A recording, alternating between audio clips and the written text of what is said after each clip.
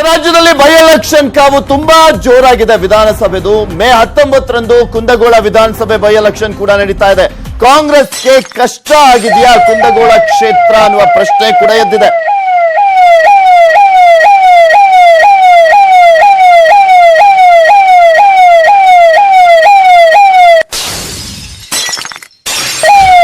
BJP ಅಭ್ಯರ್ಥಿಯಾಗಿದ್ದಾರೆ ಚಿಕ್ಕನಗೌಡರವರು. ಕಳೆದ ಚುನಾವಣೆಯಲ್ಲಿ ಕೇವಲ 640 ಮತಗಳಿಂದ ಸೋಲನ್ನ ಕಂಡಿದ್ರು.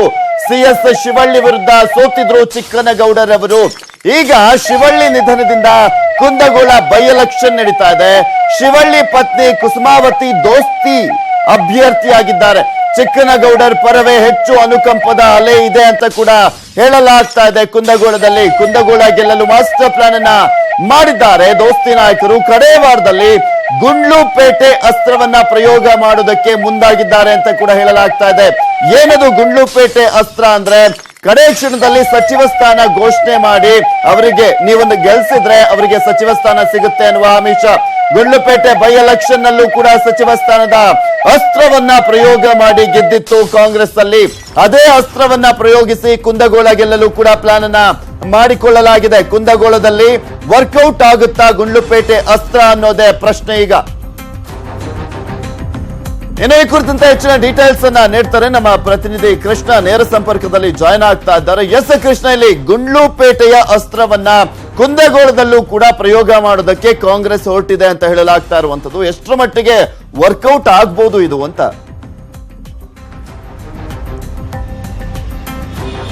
ಪೃಥ್ವಿರಾಜ್, ಖಂಡಿತವಾಗ್ಲೂ ಈ ಒಂದು ವರ್ಕೌಟ್ ಕಾಂಗ್ರೆಸ್ಗೆ ಅನುಕೂಲ ಆಗುತ್ತೆ. ಯಾಕಂದ್ರೆ ಗುಂಡ್ಲುಪೇಟೆಯಲ್ಲಿ ಇದೇ ಸ್ಟ್ರಾಟಜಿಯನ್ನ ಮಾಡಿರುವಂತದ್ದು ಕಾಂಗ್ರೆಸ್ ನಾಯಕರು. ಮುಖ್ಯವಾಗಿ ಮಾದೇವ್ ಪ್ರಸಾದ್ ಅವರು ತೀರ್ಕೊಂಡಾದಾಗ ನಂತರವಾಗಿ ಅವರ ಸಚಿವ ಸ್ಥಾನ ತೆರವಾಗಿತ್ತು. ನಂತರ ಅವರ ಅಭ್ಯರ್ಥಿಯಾಗಿ ಅವರ ಪತ್ನಿ ಗೀತಾ ಮಾದೇವ್ ಪ್ರಸಾದ್ ಅವರನ್ನ ಸ್ಪರ್ಧೆ ಮಾಡಿಸಿದ್ರು.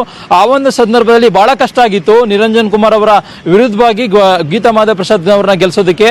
ಈ ಒಂದು ಸಂದರ್ಭದಲ್ಲಿ ಪ್ರಮುಖವಾಗಿ ಅಸ್ತ್ರ ಮಾಡಿರುವಂತದ್ದು ಅವರು ಗೀತಾ ಮಾದೇವ್ ಪ್ರಸಾದ್ ಅವರನ್ನ ಈ ಬಾರಿ ಗೆಲ್ಲಿಸಿದ್ರೆ ಮುಂದಿನ ದಿನಗಳಲ್ಲಿ ಅವರು ಅವರ ಪತಿ ಸ್ಥಾನವನ್ನ ತುಂಬಬಹುದು, ಅಂದ್ರೆ ಅವರಿಗೆ ಸಚಿವ ಸ್ಥಾನ ಸಿಗಬಹುದು, ನಿಮ್ಮ ಅಭಿವೃದ್ಧಿ ಕಾರ್ಯಕ್ರಮಗಳನ್ನ ಅವರು ಮುಂದುವರಿಸಬಹುದು ಅನ್ನುವಂತಹ ನಿಟ್ಟಿನಲ್ಲಿ ಒಂದು ಪ್ರಚಾರವನ್ನ ಕೈಗೊಂಡ್ರು.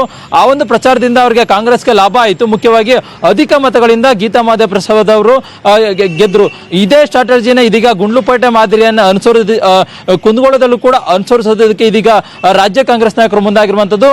ಮುಖ್ಯವಾಗಿ ಈಗಾಗಲೇ ಶಿವಳ್ಳಿ ಅವರ ನಿಧನದಿಂದ ತೆರವಾಗಿರತಕ್ಕಂತ ಸ್ಥಾನ ಇದೆ, ಕುಂದಗೋಳ ಸ್ಥಾನ ಏನಿದೆ, ಈಗಾಗಲೇ ಅಭ್ಯರ್ಥಿ ಅಂದ್ರೆ ದೋಸ್ತಿ ಅಭ್ಯರ್ಥಿಯಾಗಿ ಕುಸುಮಾವತಿ ಶಿವಳ್ಳಿ ಅವರು ಸ್ಪರ್ಧೆ ಮಾಡಿದ್ದಾರೆ. ಹೀಗಾಗಿ ಕುಸುಮಾವತಿ ಶಿವಳ್ಳಿ ಅವರನ್ನ ಗೆಲ್ಲಿಸೋದಕ್ಕೆ ಇದೀಗ ರಾಜ್ಯ ಕಾಂಗ್ರೆಸ್ ನಾಯಕರು ಇನ್ನಿಲ್ಲದ ತಂತ್ರವನ್ನ ಮಾಡ್ತಾ ಇರುವಂತದ್ದು. ಅಂದ್ರೆ ಚುನಾವಣೆಯ ಮುಂದಿನ ಅಂದ್ರೆ ಒಂದು ವಾರದಲ್ಲಿ ಮುಖ್ಯವಾಗಿ ಗುಂಡ್ಲುಪೇಟೆಯಂತ ಈ ಒಂದು ಅಸ್ತ್ರವನ್ನ ಇದೀಗ ಬಿಡೋದಕ್ಕೆ ನಿರ್ಧಾರ ಮಾಡಿರುವಂತದ್ದು.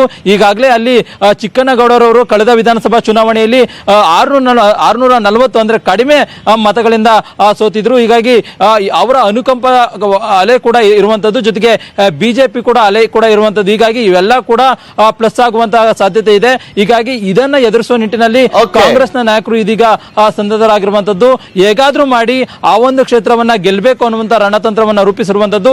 ಅದರಂತೆ ಕುಸುಮಾವತಿ ಶಿವಳ್ಳಿ ಅವರಿಗೆ ಸಚಿವ ಸ್ಥಾನದ ಆಫರ್ ನೀಡೋದ್ರ ಮೂಲಕವಾಗಿ ಅಲ್ಲಿ ಪ್ರಚಾರವನ್ನ ಕೈಗೊಳ್ಳೋದ್ರ ಮೂಲಕವಾಗಿ ಒಂದು ಮತಯಾಚನೆ ಮಾಡೋದಕ್ಕೆ ಮುಂದಾಗಿದ್ದಾರೆ. ಹೀಗಾಗಿ ಈ ಒಂದು ಮತಯಾಚನೆ ಪ್ರಮುಖವಾಗಿ ಕಾಂಗ್ರೆಸ್ಗೆ ಒಂದು ರೀತಿ ಅನುಕೂಲ ಆಗುತ್ತೆ. ಗೀತಾ ಏನು ಮುಖ್ಯವಾಗಿ ಕುಸುಮಾವತಿ ಶಿವಳ್ಳಿ ಅವರಿಗೆ ಗೆಲ್ಲೋದಕ್ಕೆ ಅನುಕೂಲ ಆಗ್ಬೋದು. Prithviraj, okay, thank you Krishna ನಿಮ್ಮೆಲ್ಲ ಡೀಟೇಲ್ಸ್ಗಾಗಿ.